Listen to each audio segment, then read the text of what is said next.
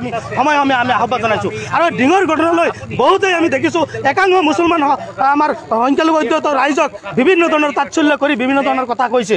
গতিকে hello' everyone, স্বাগতম জনাইছোঁ পুনৰবাৰ নতুন এটা ভিডিঅ'ৰ মাজলৈ। আজি আপোনালোকৰ কাৰণে মই লৈ আনিছোঁ ধিং কাণ্ডৰ 2 অভিযুক্ত, যিহেতু 2 অভিযুক্ত পলায়িত অৱস্থাত আছিল আৰু এজন হৈছে গোপালউদ্দিন আৰু ফৰিদুলে। এই দুজন আপোনালোকে দেখিবলৈ পাইছে মোৰ মোবাইলৰ স্ক্ৰীণত মই দেখুৱাই দিছোঁ।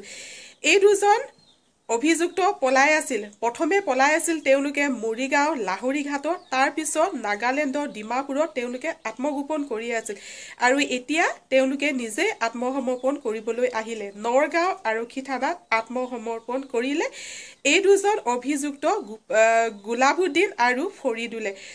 সকলোৱে গম পাইছে যে যিজন মূল অভিযুক্ত আছিল সেইজনৰ ইতিমধ্যে মৃত্যু হৈছে।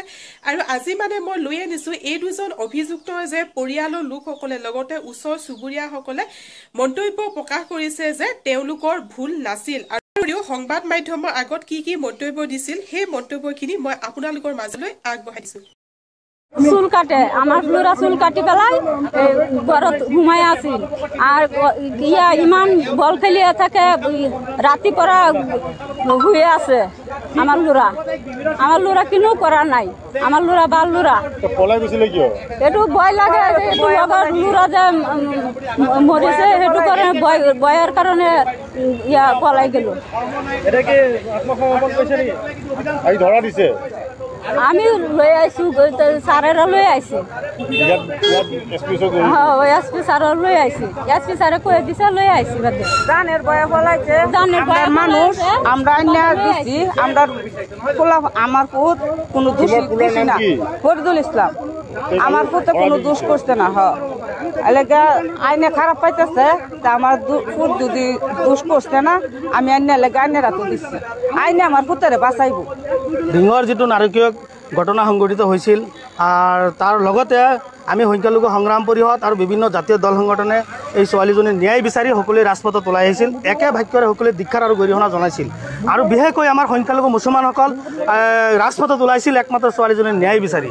আৰু দেখিছোঁ আৰক্ষীয়ে যেতিয়া তাফাজুলক গ্ৰেপ্তাৰ কৰিছে আৰু তাফাজুল যেতিয়া আপোনাৰ পুখুৰীত মৃত্যু হৈছে, কি কাৰণত মৃত্যু হৈছে আমি এইটো ক'ব নাযাওঁ, কিন্তু তাৰ পিছতেই বাকী গোলাপ হুছেইন আৰু ফৰিদুল ইছলাম আৰক্ষীৰ ভয়তে আত্মগোপন কৰি আছিল। আৰু তাৰ পিছতেই পৰিয়ালে আমাৰ লগত যোগাযোগ অব্যাহত ৰাখিছে আৰু এই দুজন ল'ৰা বোলে নিৰ্দোষী। তো যদি নিৰ্দোষী হয় আমি পৰিয়ালক কৈছোঁ আপোনালোকে সমজাই দিয়ক, আমি আৰক্ষী প্ৰশাসনক আমি সমজাই দিম। তো সেই মৰ্মে আৰক্ষী প্ৰশাসনৰ লগত আলাপ আলোচনা কৰি পৰিয়ালৰ লগত আলাপ আলোচনা কৰি যোৱাকালি ডিমাপুৰৰ পৰা ফৰিদুলক আৰু মৰিগাঁৱৰ পৰা এই গোলাপ হুছেইনক আমি আমাৰ সংগ্ৰাম পৰিষদৰ প্ৰচেষ্টাত আমি আমাৰ গাড়ীত উঠাই আনি আজি আৰক্ষী প্ৰশাসনক আমি সমজাই দিছোঁ। আমাৰ এটাই দাবী যে আৰু নগাঁও জিলা আৰক্ষী প্ৰশাসনে সঠিকভাৱে তদন্ত কৰিব লাগে এই ঘটনাটো, আৰু নিৰপেক্ষ তদন্ত কৰিব লাগে আৰু সত্য প্ৰতিষ্ঠা হ'ব লাগে। আৰু যদি সঁচা অৰ্থত এই ল'ৰা দুটা এই ক্ষেত্ৰত জড়িত আছে তেনেহ'লে আইনৰ ক্ষেত্ৰত আইনী প্ৰক্ৰিয়াত যে কঠোৰৰ পৰা কঠোৰতম শাস্তি হ'ব লাগে আৰু আৰক্ষীৰ হাতত যাতে কোনো ধৰণৰ ব্যৱস্থা মানে আইনী ব্যৱস্থা নহয় আৰু তেনেকুৱা ব্যৱস্থা কৰিবলৈ আমি সংগ্ৰাম পৰিষদে দাবী জনাইছোঁ। আৰু আপোনালোকে জানে যে সংখ্যালঘু সংগ্ৰাম পৰিষদ অপৰাধ মুক্ত কৰাৰ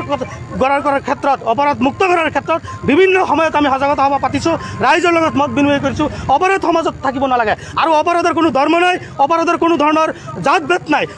অপৰাধী হয় আৰু অপৰাধৰ নামত ধৰ্মীয় মেৰুকৰণ যাতে কোনেও নকৰে তাৰ বাবে আমি সময়ে সময়ে আমি আহ্বান জনাইছোঁ। আৰু ডিঙৰ ঘটনালৈ বহুতেই আমি দেখিছোঁ একাংশ মুছলমান আমাৰ সংখ্যালঘু অধ্যত ৰাইজক বিভিন্ন ধৰণৰ তাৎসল্য কৰি বিভিন্ন ধৰণৰ কথা কৈছে। গতিকে আমি আজি মুছলমান হিচাপে আমি এই ঘটনাত আমি লজ্জিত পাইছোঁ।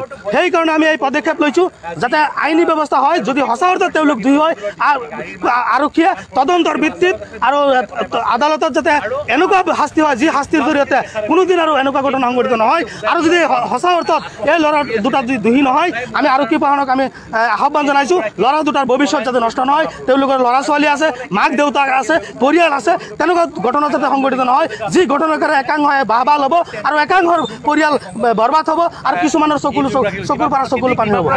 ৰাইজ ভিডিঅ'টো চাই কেনেকুৱা লাগিলে আপোনালোকে মোক কমেণ্ট কৰি জনাব আৰু মই যিহেতু এনেকুৱা ধৰণৰ ভিডিঅ'ই আপোনালোকৰ মাজলৈ প্ৰস্তুত কৰি থাকোঁ চ' সেয়েহে এয়া মোৰ ধিংকাণ্ডৰ লগত জড়িত এয়া মোৰ প্ৰথম ভিডিঅ' নহয় ইয়াৰ আগতো মই ধিংকাণ্ডৰ লগত জড়িত বহুতকেইটা ভিডিঅ' আপলোড কৰিছোঁ আৰু যিহেতু এই নিউজটো মই গম পালোঁ যে দুইজন অভিযুক্ত মূল অভিযুক্তজনৰ ইতিমধ্যে মৃত্যুবৰণ হৈ গ'ল এইটো আপোনালোকে সকলোৱে গম পায় যিহেতু তাৰ পিছত আছিল আন দুজন অভিযুক্ত যি পলায়িত অৱস্থাত আছিল সেই দুজনে এতিয়া নিজে আহি নৰগাঁও থানাত আত্মসমৰ্পণ কৰিলে চ' সেয়ে ভাবিলোঁ এই ভিডিঅ'টো মই আপোনালোকৰ মাজলৈ আগবঢ়াই দিম আৰু প্ৰথমবাৰ যদি মোৰ চেনেলটোলৈ আহিছে প্লিজ মোৰ চেনেলটো ছাবস্ক্ৰাইব কৰি ৰাখিব তো ঠিক আছে ৰাজ আজি ভিডিঅ'টো এটা সামৰণি মাৰিছোঁ পুনৰ লগ পাম নতুন এটা ভিডিঅ'ৰ সৈতে আজিলৈ বাই বাই